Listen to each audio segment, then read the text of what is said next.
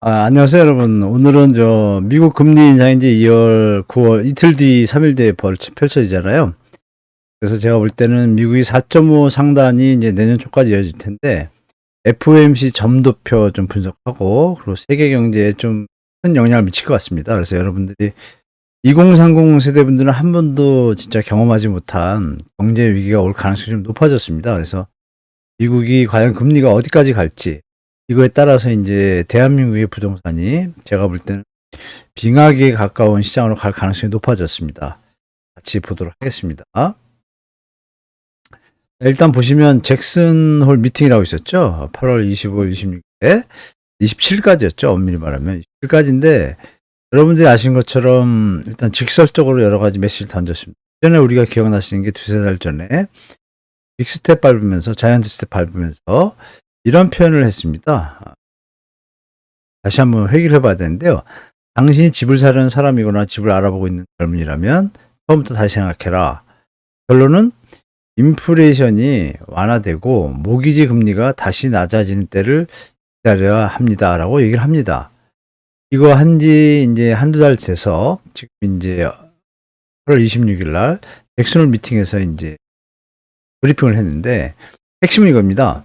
물가 상승률을 2% 돌리는 것. FOMC 연방공개시장위원회의 대단히 중요한 초점, 목적, 물가 상승률을 2% 되돌린 것이라고 다시 확언을 합니다. 자, 그 워딩을 한번 하나씩 볼게요. 그 파월이 한 워딩이 회견 내용이 좀 짧았는데 우리가 워딩을 보고서 앞으로 경제가 어떻게 바뀔지, 이 영향이 또 부동산 시장에 어떻게 영향을 미칠지 좀 연계성을 가지고 생각하시면 좋을 것 같습니다. 물가 안정이 최우선 목표입니다. 1번 목표는 물가 안정입니다. 그리고 처음 말씀드린 것처럼 직설적 메시지를 전하겠다. 이게 좀 워딩이 좀 셉니다. 직설적으로 얘기했다. 그래서 그 내용들을 제가 요약한 건데 인플레 목표는 2%입니다. 지금 8월 CPI에서 8.3% 나왔죠. 멀고도 먼 길이 남았습니다. 제가 볼 때. 올해 세 번의 FOMC 회의가 있는데 과연 어떻게 움직일지 우리가 이 워딩에서 지금 파악을 해야 됩니다. 가격 안정은 우리 경제의 기반이다. 여기가 이제 핵심이죠. 가격 안정은 시간이 걸릴 것이며 올해 안에 안 끝난다는 얘기입니다. 우리의 강력한 수단을 요구할 것. 강력한 수단을 요구한다는 게 뭘까요? 금리 인상하고 하나 있죠. 긴축. 풀린 돈을 좀 걷어들이겠다는 얘기죠. 이걸 이제 같이 이렇게 표현한 것 같습니다. 소리 없이 지금 긴축을 하고 있습니다. 강력한 통화 정책이 가계와 기업에 어느 정도 고통을 안길 것. 이것을 아주 직설적으로 표현했습니다. 그게 뭐냐? 금리 인상은 앞으로 계속될 것이고 그 얘기는 과도한 부채를 가지고 있는 가계와 기업은 고통스러울 거다. 이 얘기입니다. 그것을 우리는 가겠다 얘기입니다. 이는 인플레이션 억제 과정에서 발생하는 유감스럽지만 가격 안정이 회복되지 않으면 더 큰 고통이 온다. 유감스럽지만 치료하는 대가라는 얘기입니다. 비용이라는 게.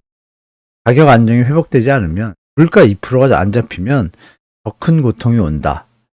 자, 그러면 수요가 줄어야겠죠. 수요 완화를 위해 강력하고 신속한 정책을 펴겠다. 과거 연준이 인플레이션 고착화를 막는데 실패한 경험들이 있다.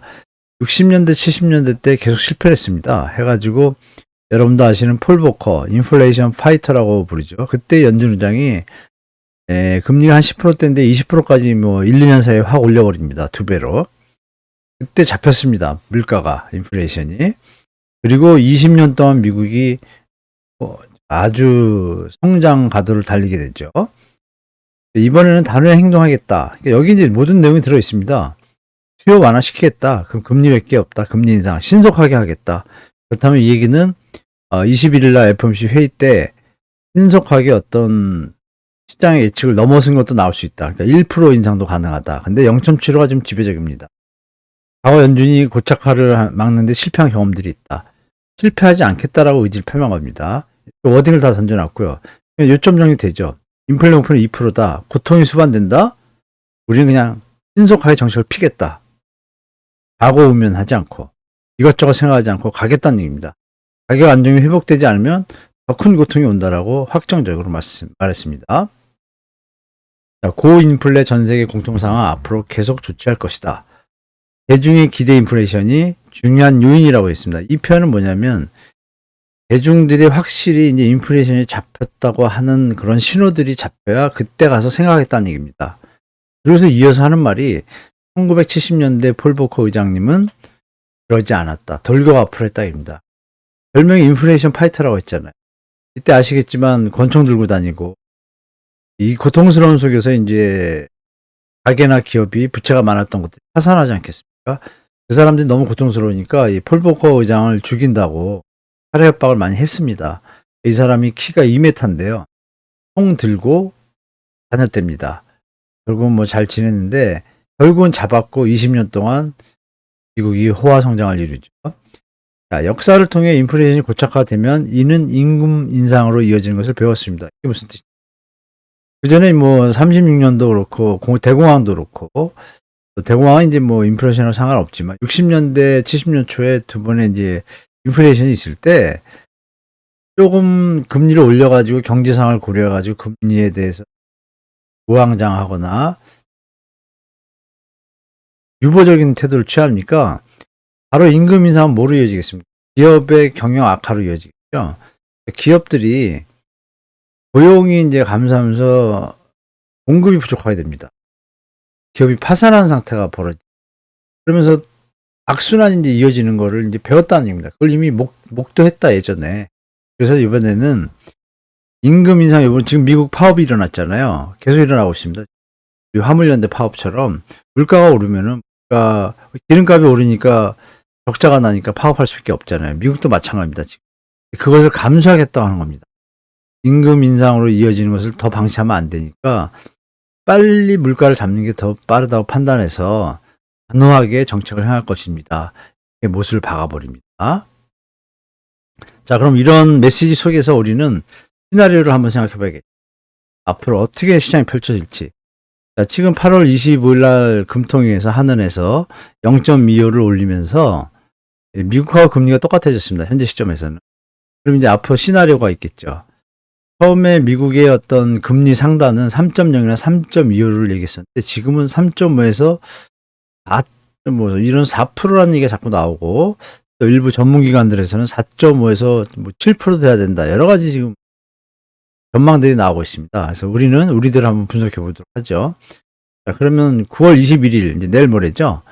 미국이 이제 FOMC에서 두 가지 시나리오가 있겠죠. 0.75를 올릴 수도 있고 1%를 올릴 수도 있어요. 그러면 우리보다 금리가 0.75가 올라가게 됩니다. 높게 되죠. 상당 3.25가 되는 겁니다. 1%를 올리면 3.5가 됩니다. 우리랑 금리가 1% 차이가 나게 되는 거예요.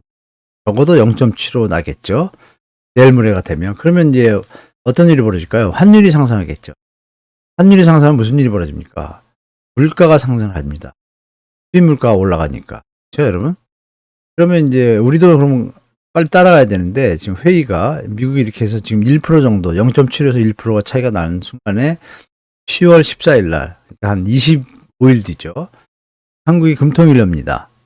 그러면 이때 우리가 0.5를 올리면 사실 우리 국내 자체 리스크가 가계부채 리스크가 너무 많아서 가계뿐이 아닙니다. 기업도 지금 한 개 기업이 한 30% 이상 되는 걸로 아는데 그런 뭐 다중채무자 문제부터 해서 여러 가지 문제들이 있어서 이런 부분이 부담돼서 0.5를 하기가 좀 버겁습니다. 우리 정부가.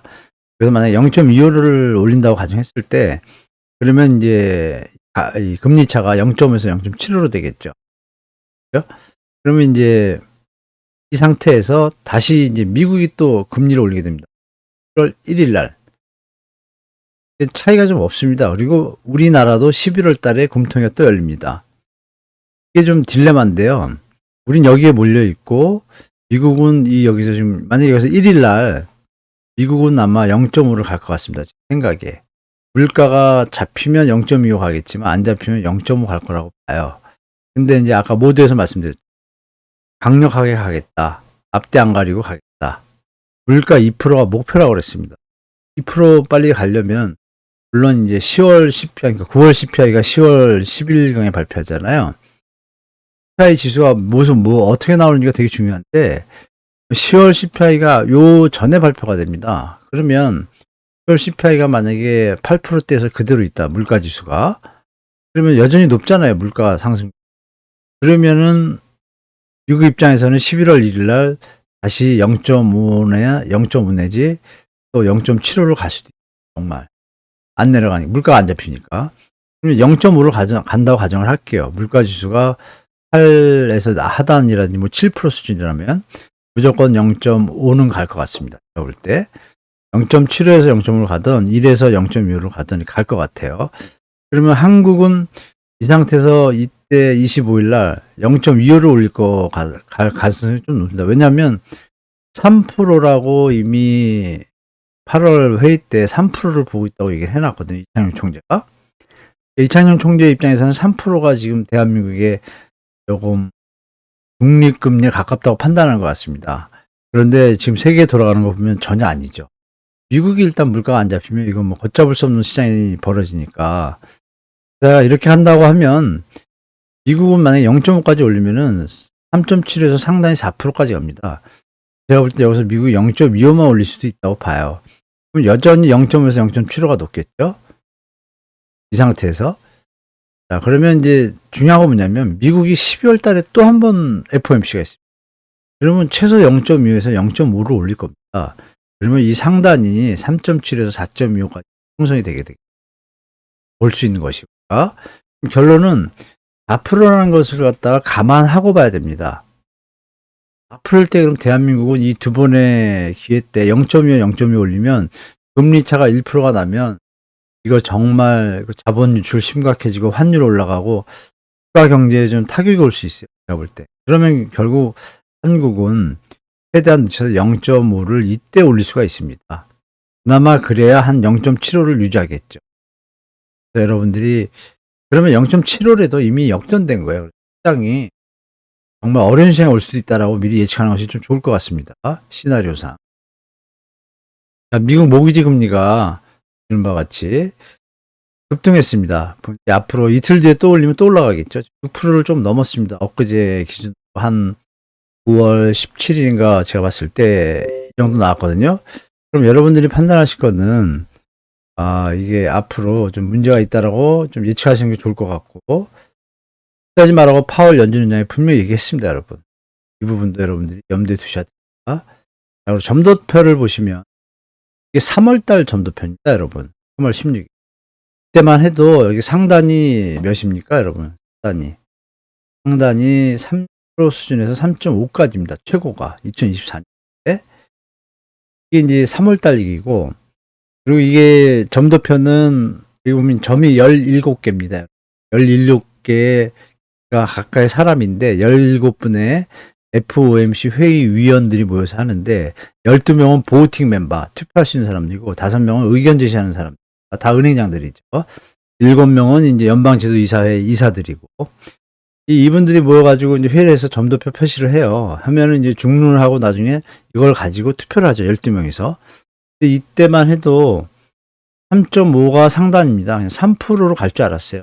그런데 지금 3개월 뒤에 어떤 일이 벌어지냐. 갑자기 물가가 폭등하니까 스탠스를 바꿉니다. 어떻게 바꿉니까?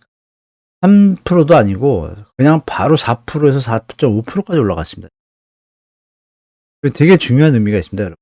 시장을 상당히 심각하게 연준에서 바라보고 있다는, 이게 2023년까지입니다. 근데 이게 지금 물가가 저번에 안 잡혔잖아요. 6월 달에 발표했는데 8월에 안 잡혔잖아요. 그럼 이 점도표가 이제 9월 회의하고 나면 한 9월 달에 이제 이후에 또 한번 나올 텐데, 점도표가.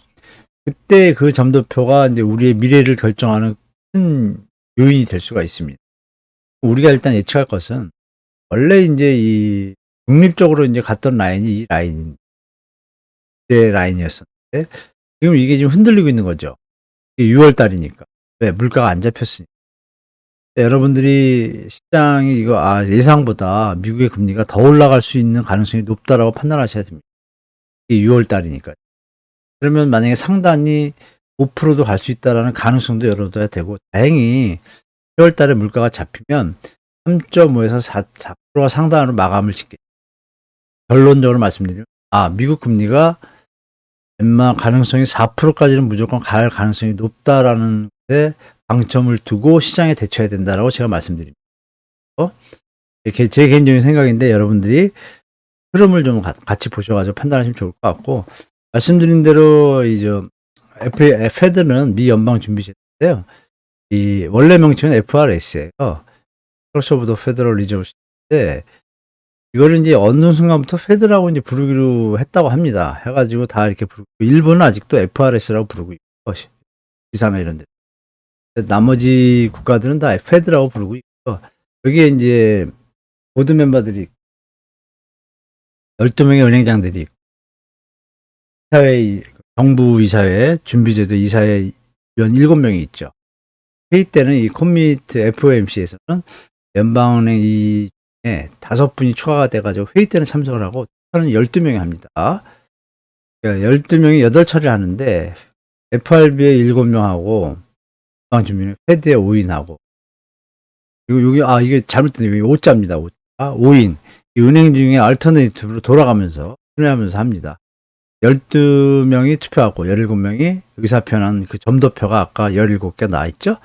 그걸 보시고, 여기까지만 마치고, 제가 뒤에 그 설명은 뭐 나중에 따로 영상을 만들어서 말씀드리고 하고, 오늘은 말씀드린 것처럼 시장이 여러분들한테 좀 금리에 대해서 점도표를 보여드렸잖아요.